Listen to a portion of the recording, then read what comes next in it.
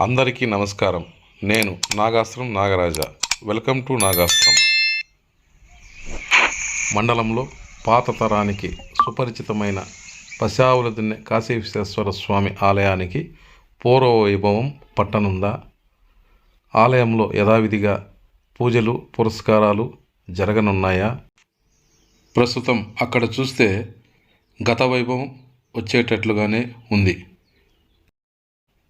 చిన్న కొండామరికి చెందిన మనోహర్ అనే యువకుడు ఇక్కడి వారి కలలు సాకారం చేసే దిశగా ఆలయ నిర్మాణానికి నాంది పలుకుతున్నాడు.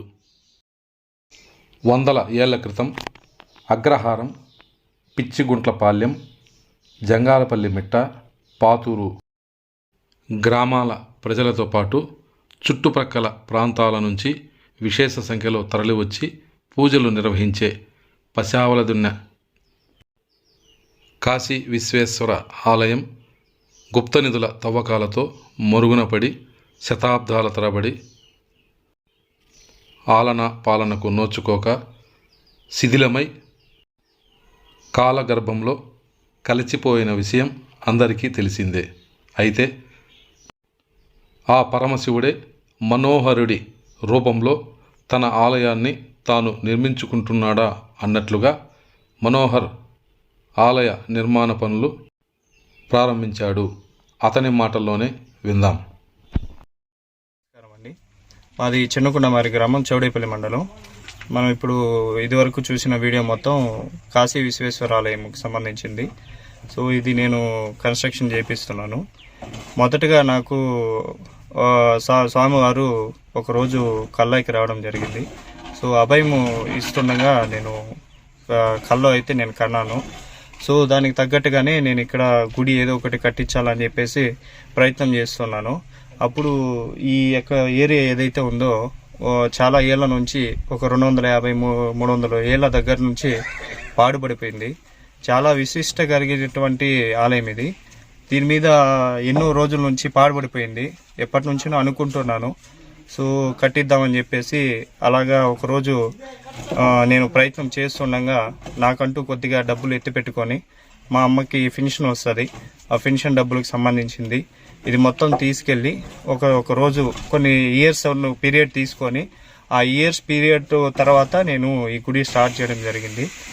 సో దీనికి సంబంధించి నేను డొనేషన్ కూడా చాలామందిని అడిగానండి. దీన్ని కలవడం జరిగింది. నా ఒక్కడి వల్ల వీలవక, సో అంత స్తోమత లేక ఉన్నంత వరకు పెట్టి, సో మిగతాది డొనేషన్ రూపంలో అడుగుదామని నేనైతే ప్రయత్నించాను.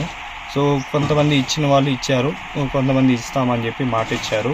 సో వాళ్ళందరికీ ధన్యవాదాలు, thank you very much. So ఈ సంబంధించిన వాళ్ళు మిగతా ఎవరన్నా ఇవ్వాలి అనుకున్న వాళ్ళు మీ వంతు సహాయంగా మీరేమైనా చేయొచ్చు. సో దానికి నేను 100% ఆహ్వానిస్తున్నాను. సో ప్రజెంట్ ఆలయం వర్క్లు అయితే ఒక 60-70% అయితే కంప్లీట్ అయిందండి.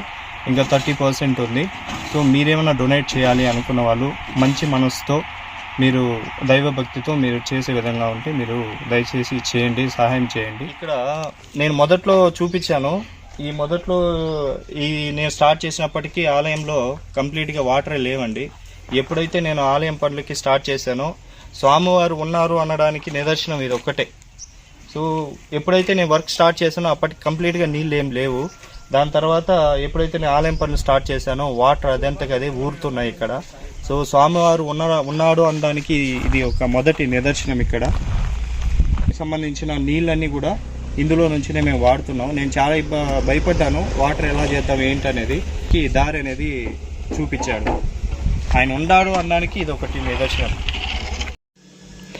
ఈ వీడియో నచ్చితే లైక్ చేయండి, కామెంట్ చేయండి, షేర్ చేయండి, అలాగే సబ్స్క్రైబ్ చేయండి. దయచేసి సబ్స్క్రైబ్ చేయండి.